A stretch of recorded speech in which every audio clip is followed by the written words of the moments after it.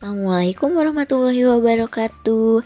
Bagaimana kabar kalian pada hari ini? Semoga sehat selalu ya. Pada kesempatan kali ini, kita akan belajar mengenai tema 5 dan subtema 1, pahlawanku, dengan fokus pada mata pelajaran IPA atau Ilmu Pengetahuan Alam.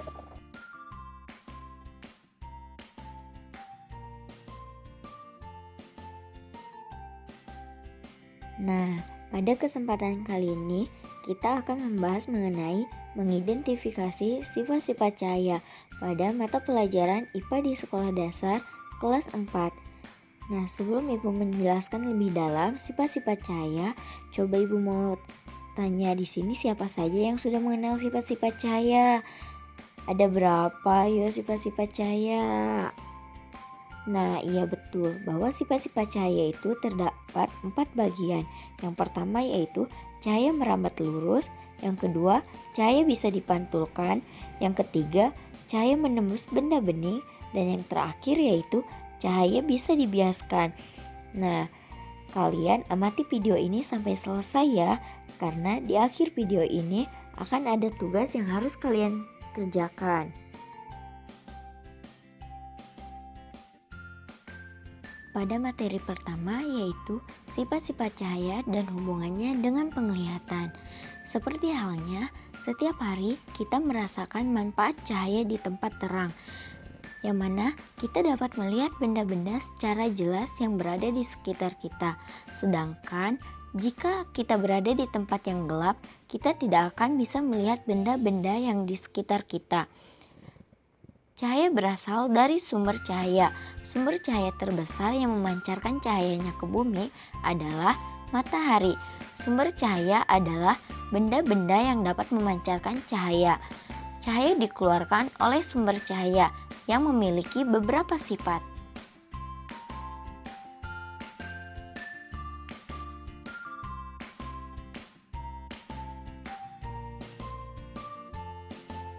Sifat cahaya yang pertama adalah cahaya merambat lurus.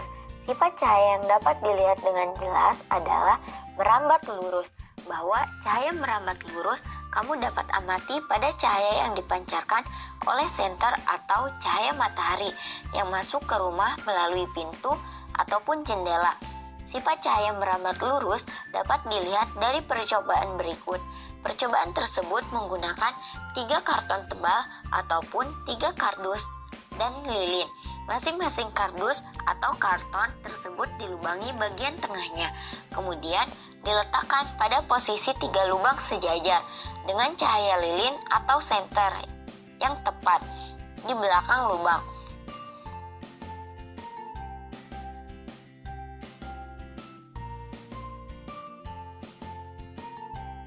Cahaya yang kedua yaitu cahaya bisa dipantulkan. Kita dapat melihat benda karena benda memantulkan cahaya yang mengenainya ke mata kita. Mengapa beberapa benda tampak bersinar terang sedangkan benda lainnya tampak suram ketika mengenai cahaya? Untuk membuktikannya, kita perhatikan percobaan berikut. Yang pertama adalah senter yang diarahkan kepada cermin, maka cahaya senter akan dipantulkan kepada permukaan lainnya. Kemudian, peristiwa tersebut dapat terjadi pada kehidupan kita sehari-hari, yaitu seperti ketika kita bercermin, yang mana cahaya matahari yang dipantulkan pada diri kamu, maka akan dipantulkan pada cermin tersebut, sehingga di dalam cermin tersebut kalian dapat melihat tubuh kalian sendiri. Maka dapat disimpulkan bahwa cahaya yang datang pada suatu benda disebut cahaya datang atau sinar datang, ataupun cahaya yang dipantulkan oleh benda disebut cahaya pantul atau sinar pantul.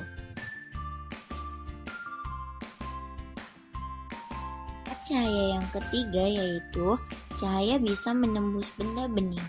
Sifat cahaya menembus benda bening dapat dilihat dari percobaan berikut. Contohnya seperti senter yang dapat menembus gelas dengan permukaan gelas yang berwarna bening. Yang kedua, ketika kita menyenterkan sebuah mangkuk yang bening, maka cahaya senter akan tembus ke balik mangkuk tersebut.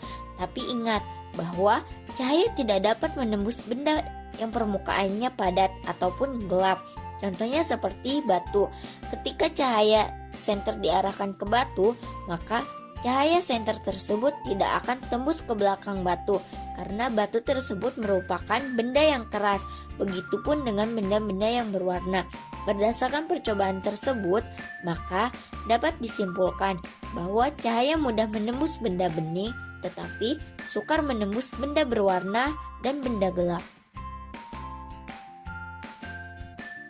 Selanjutnya, sifat cahaya yang keempat, yaitu cahaya dapat dibiaskan. Untuk membuktikannya, perhatikanlah percobaan berikut. Ketika kita mengisi air ke dalam gelas, kemudian kita memasuki pensil ataupun pulpen ke dalam gelas tersebut, maka seolah-olah pensil tersebut akan terbelah menjadi dua. Kemudian, hal ini juga terjadi ketika kita sedang berada di kolam renang. Ketika kita ada di kolam renang, lalu melihat ke bawah, ke arah kaki kita, maka kita melihat seolah-olah kaki kita jaraknya sangat dekat dengan kita. Kedua peristiwa ini merupakan peristiwa pembiasan cahaya. Apabila cahaya merambat melalui dua medium yang berbeda kerapatannya, maka cahaya akan mengalami pembelokan atau pembiasan.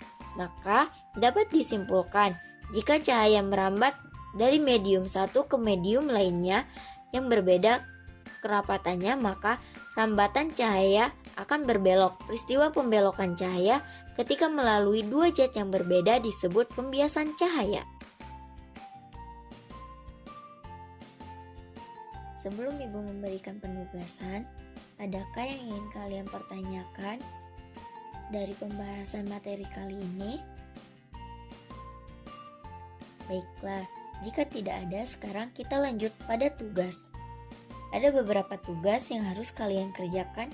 Yang pertama adalah tuliskan sifat-sifat cahaya yang telah kamu pelajari pada hari ini. Yang kedua, sebutkan dua contoh peristiwa pada percobaan cahaya yang dapat dipantulkan. Yang ketiga, sebutkan benda apa saja yang tidak dapat ditembus cahaya.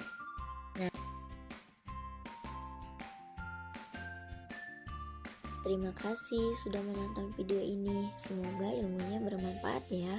Amin. Mohon maaf jika ada kesalahan dari kata-kata ataupun dalam penjelasan materinya. Wassalamualaikum warahmatullahi wabarakatuh.